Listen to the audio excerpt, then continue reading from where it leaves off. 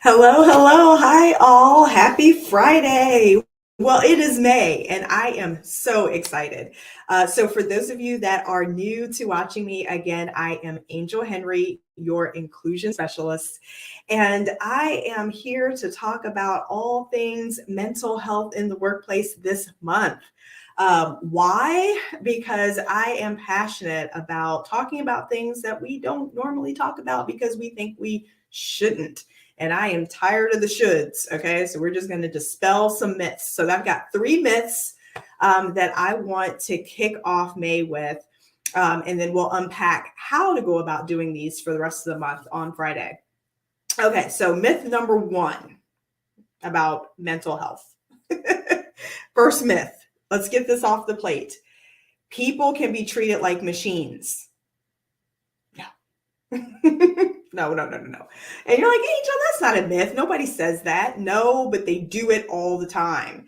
We have traditionally been taught to check everything at the door, anything that's going on personal, right? Whether you woke up this morning and your kid had a temperature of 103 or, you had a tire blowout on the highway, whatever it is, check all of that energy, all that negative stuff or anything that happened at the door and come in and heads down, do your work, right? Either physical or if you're a knowledge worker, mentally doing the presentation, do the thing, do all the things work related. And then you can pick back up with the rest of your life when the bell rings at 5 or 6 o'clock in the evening and you go home. And that is not how this works. That's not how any of this works. That's not possible. Why? Because we are people and we bring our whole selves to work. And that includes everything that happened on the way to work. That includes all the things that happened the night before work, right? So if you had that argument with your spouse or significant other, if your mother is sick, if you're waiting on news from the doctor about test results that you took a couple of weeks ago, and test results are taking longer and longer to come back post COVID, let me tell you. So all of that, you got a birthday party to plan for your best friend who's turning 50 and you're super excited and you want to tell everybody. All of that, the good, the bad, and the ugly, it all comes with you. So when we talk about bringing our whole selves to work, the workplace has to be prepared for that because some of the things that we're bringing is not fun. It's not easy. It's not hard. It's hard to talk about. It's not easy to talk about. It's challenging. It could trigger us as managers or supervisors. It's a lot there. So when we say we want people to bring their authentic whole selves to work, we better be careful with that because we're going to have to be prepared because they're coming and they're coming with a whole lot. Okay. So, they're coming anyway, but we just gave them carte blanche to say it's okay to talk about that. So let's be prepared to talk about it. Two, we don't talk about that. So we're limiting what it is that's allowed to be shared. So we'll say bring your whole authentic self to work, but then it gets comfortable. There's not really an open safe space to talk about what's really going on. So we have to think about from a workplace perspective, how are we creating and then cultivating safe spaces for people to talk and share about the not so great things that might be going on with them in their lives, right? That some of these things very well may be impacting work. For example, my father passed away, and this was back 2013 timeframe. And back before we were talking about inclusive workspaces. And I got somewhere in the neighborhood of 3 to 5 days off. And I think I remember splitting that up. Like I took 3 days during the funeral. I had a couple of days for Thanksgiving, and then one more day, I think, after Thanksgiving, and then I went back to work. And the grief didn't really hit me until about almost a month later, actually. It wasn't quite Christmas time. And I remember thinking to myself, if I could just hold it together, if I could just hold on until Christmas break, I'll be okay. But I wasn't. I was falling apart. I was, crying at my desk. I was looking up things about him online, talking to family, doing more research. The grieving process and the thinking about him part didn't kick in till a couple of weeks after. And I remember coming into work later and later because I was sleeping in more and more because I had been up all night crying, and so was sleeping through my alarm. And so I'm coming into work repeatedly. My supervisor, at the time, was the most inclusive and empathetic supervisor I had practically ever had at that point. And even she had to remind me that, hey, you better get to work on time. And if you got something else going on here, if things are happening, you're probably going to have to talk to HR and maybe go on family medical leave, FMLA. And I was thinking, like, well, I don't want to do that. I don't want to tell HR about what's going on with me. I don't need to take leave. I just need a couple of hours, to just get myself together more in the mornings. And I'll stay late and work it out, but I don't want this to go past us, and I don't want people to know that I'm struggling. But I was forced to tell her, I'm like, honestly, I'm struggling a little bit, with kind of the grief from my dad. And although she was personally empathetic, her main concern was that she treated everyone the same on the team, and that she felt if she gave me leeway to come into work late, but then stay a couple extra hours late, then that would mean other team members would want to do the same thing. And she didn't want to do that. So it was either FMLA or get your butt in here on time every morning, Angel. That was it. So obviously I got my butt in on time, but it was rough. It was hard. That was a very, very, very hard period of time. So we have managers and folks in HR that are combating policy and trying to treat everybody the same, but at the same time, deal with unique individual circumstances and things that people might be experiencing, flex schedules, loss and grief, surgery, medical issues, whatever the case may be. It makes it harder and harder and more challenging for this whole, we're going to treat everybody the same. And so that brings us to myth number 2. You can't treat everybody the same. It's not going to work. So we've got guidelines, we have policies, but we absolutely need to have insert brain moments where the supervisor has the authority and autonomy to make decisions that best support getting the best for the company and for the employee.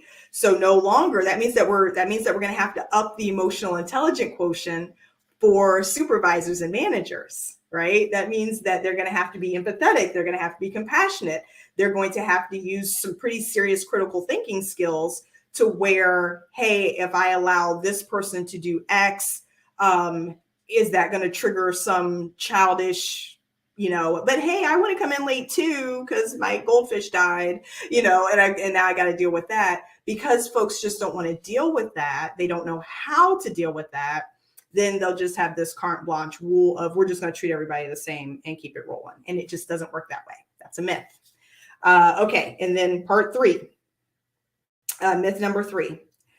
I'm not a qualified doctor or a psychologist or a counselor. I can't deal with these things. Angel, I'm a supervisor. I'm really good at marketing. I'm really good at finance. I'm really good at project management, IT, creating reports, doing communication writing, fill in the blank on what you're technically good at. But if you are a people manager, guess what? That's extra added responsibility that you have signed up for. Okay. So I'm not saying that you necessarily have to play armchair psychologist and have people come to your professional Zoom room or come, have a seat on your couch in your office and tell them all your trouble and tell them all their troubles and, going back to childhood. I'm not saying that. What I'm saying, though, is that you are going to have to up your empathy and your compassion and your emotional intelligence and do more listening to ears and less talking. And half the time, more than half the time, that's all people need, right?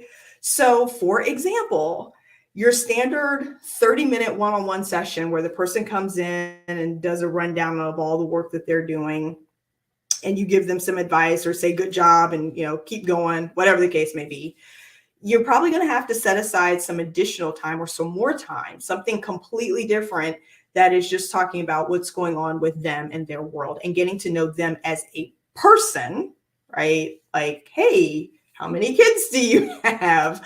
What side of town do you live on? Just basic. You don't have to get all in their business, whatever they're comfortable with sharing. But you're going to have to create a space and create some opening to where you're just talking to the person one-on-one, just to get to know them on a regular basis, to the point where you can at least say what their children's names are. You at least know that their best friend is having a 50th birthday party that they're planning. You at least know that their son or daughter is about to graduate from Auburn State and go into dentistry, whatever. Just some basic information about them so that, and you're sharing as well, too, basic information, whatever the two of you are comfortable with, just to at least create that environment. And then long term, hopefully that does cultivate into a situation to where when something does happen in their lives, like a death or a medical adverse, experience, like they're planning to have surgery or something like that, that they can share with you. I had a situation where I was the direct supervisor of an individual. However, I had placed him on another team. So he was dotted line. He was getting his work assignments from another woman. And he put in the fact that he had to have surgery, but it was a critical time for the project.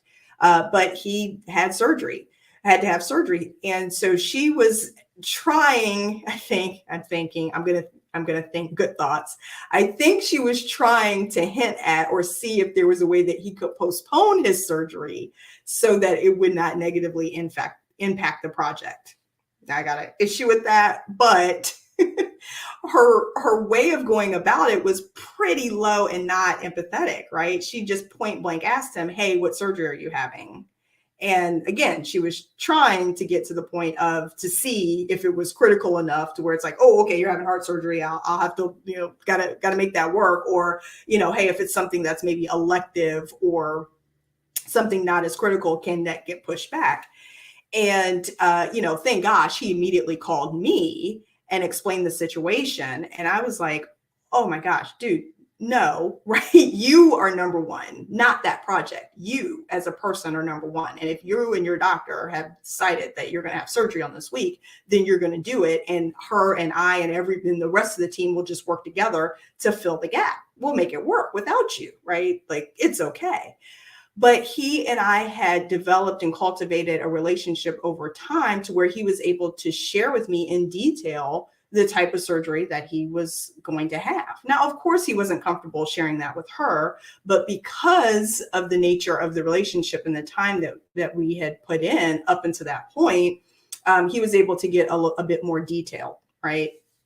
That's the type of relationship that we're talking about here. If you are a people manager, to where if something is going on with someone, with one of your team members, and it is a delicate matter, right? Again, a surgery, a death, whatever the case may be, a mental health issue, that again, they have a safe space to go to that they can talk to you about, and they not be punished for it. Okay. So how do we do that? If you're my HR and your DE&I folks out there listening and you're like, yes, Angel, yes, we are 1,000% with you. We want our supervisors to be those people. How do we make it happen? Well, it's not that easy. It's not that easy because, again, I want to reiterate, this takes empathy and compassion and a certain level of emotional intelligence that some folks just have not practiced. It's not a skill that they have instilled or practiced or honed over time.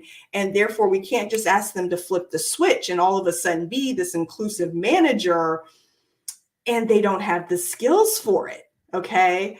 So that's where you're going to reach out to folks like myself and my coaches that can come alongside and give these supervisors the examples that I just shared, give them space to talk about where they're comfortable or not comfortable, and really help them to become aware of where they're at, self-awareness, step 0, and then give them tools that they can practice in terms of behaving and saying with their staff members, and get feedback from that, from myself or my staff over time.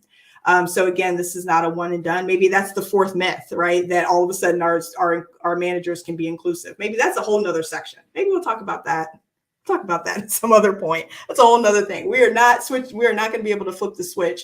And for people who have been entrenched and ingrained thinking, we don't talk about that. You leave yourself at the door, and I'm just here to talk about your work product.